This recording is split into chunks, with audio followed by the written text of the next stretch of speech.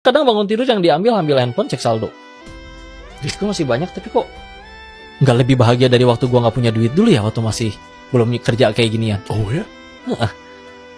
Ketemulah cabut sama teman-teman, sama wonder judi yang lain yang lebih kaya. Ada yang bilang, gak bisa ketemu gue bro. Kenapa? Gue ketemu psikiater. Kenapa? Berhari-hari gue gak bisa tidur, stres. Kenapa lu bro? Masa duit lu banyak, penghasilan lu jauh lebih besar daripada gue. Apa yang salah? Gue gak tahu bro, stres.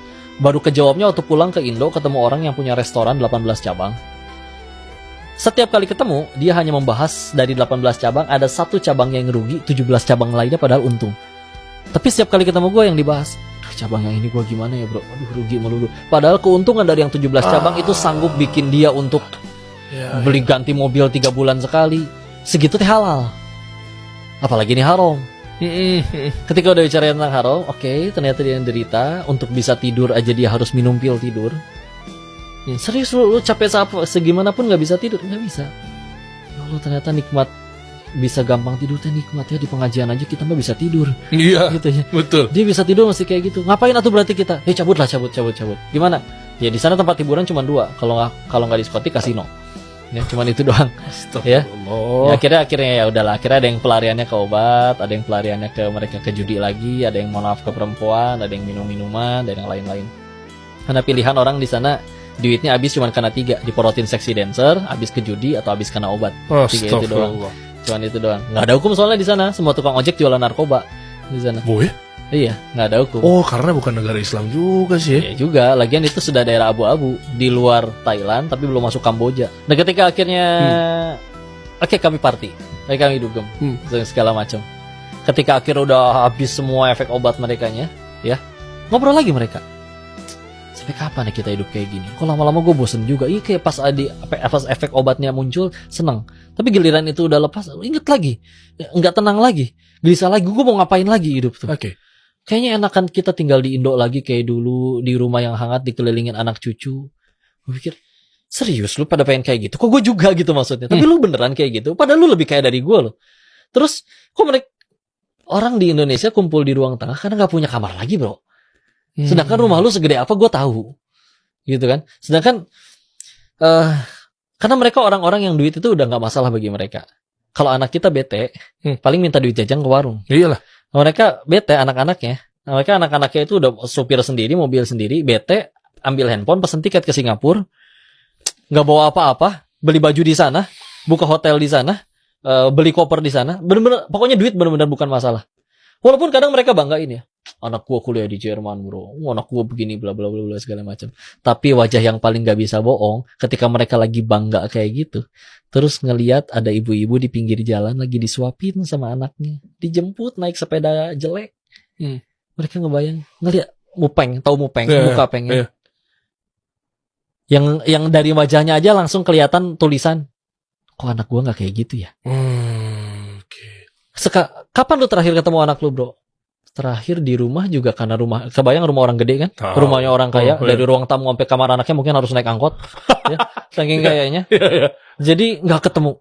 Kalaupun akhirnya cerita anak lu yang di Jerman kapan terakhir nelpon bro?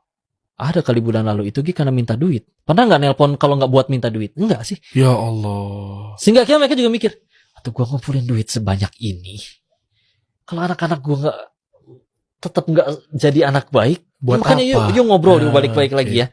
Ketika makanya kadang kalau orang ada yang berkata, nggak usah sering-sering ngaji lah anak gua nggak mau pengen jadi ustadz kok. Ya tapi nggak apa-apa sesekali ngaji lah udah. Berapa itu ngaji? Ada ngaji? Iya, sama siapa? Sama tetangga dekat rumah. Berapa biayanya? 50.000 sebulan. Mahal amat. Asa pengen ngejambak tinggal dengernya ya.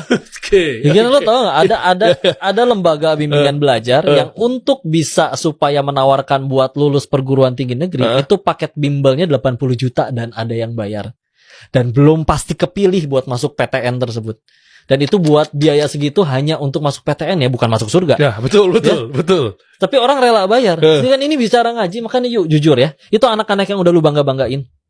Yang lebih ajib itu waktu gue lagi pulang, lagi kumpul sama nenek, popoh, amah ya gue manggilnya. Bokap sama nyokap ngobrol sama cici kokonya. Ya. Ceritalah tentang teman-teman mereka zaman dulu ya. Sampai di satu topik ada yang ceritanya dulu paling kaya. Diobrolin. Si itu sekarang kemana tuh dulu tajir? Belum lama ini meninggal, ketemu di kosan di pinggiran kota dalam keadaan udah nyaris busuk 7 hari. Serius loh. Kok bukannya anak-anaknya masih kaya semua? Serius masih kaya. Orang anak-anaknya yang naruh di situ. Enggak, ntar dulu. Gimana maksudnya ini gimana? Iya, inget gak dulu kan si bapak itu kan, si teman kita itu kan selalu ngajarin apa tahu gak ke anak-anaknya? Kalau kenal sama orang gak jadi duit, gak usah kenal. Percuma. Ajaran itu masuk ke hati anak-anaknya. Dan dipraktekin ke orang tuanya. Ketika bapaknya gak bisa ngasih apa-apa lagi, gak ada yang mau ngurus. Terus gimana? Sewain kosan aja yuk, pinggiran kota 700.000 sebulan, pembantu kita hanya ngejenguk setiap pekan. Ketika ada yang jenguk udah mati bro. Udah mau mati. Dan demi Allah yang bunuh si bapak itu bukan sakitnya, bukan masa tuanya, tapi pasti perasaan dibuang oleh anak yang dulu dia bangga-banggakan. Sehingga yuk buka mata, lu pengen punya anak kayak gimana sih? Gak akan ada yang lu bangga-banggain ketika akhirnya iya dia jadi direktur. Itu anak-anaknya beneran jadi orang gede semua. Tapi kalau suatu saat lu nggak dianggap kayak film-film sinetron azab, dianggap jadi kayak pembantu atau dianggap nggak ada yang mau ngurus lu, kebanggaan apa lagi yang bisa lu pamerin ke orang-orang?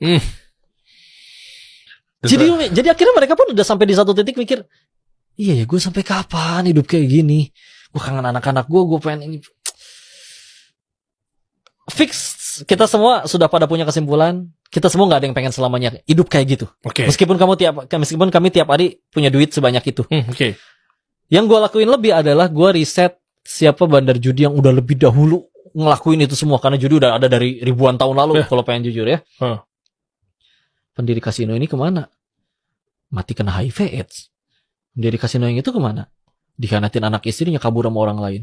Kalau yang itu, wah dia udah dikhianatin ininya, anak buahnya, di penjara sekarang. Ada gak sih yang masih benar-benar kaya sampai meninggalnya? Ada sih, tapi anak-anaknya pada mati overdosis narkoba semua. Allah. Loh, gak ada yang happy ending nih. Fix gue mesti cabut nih. Tapi gue gak punya nyali untuk ninggalin duit sebanyak itu.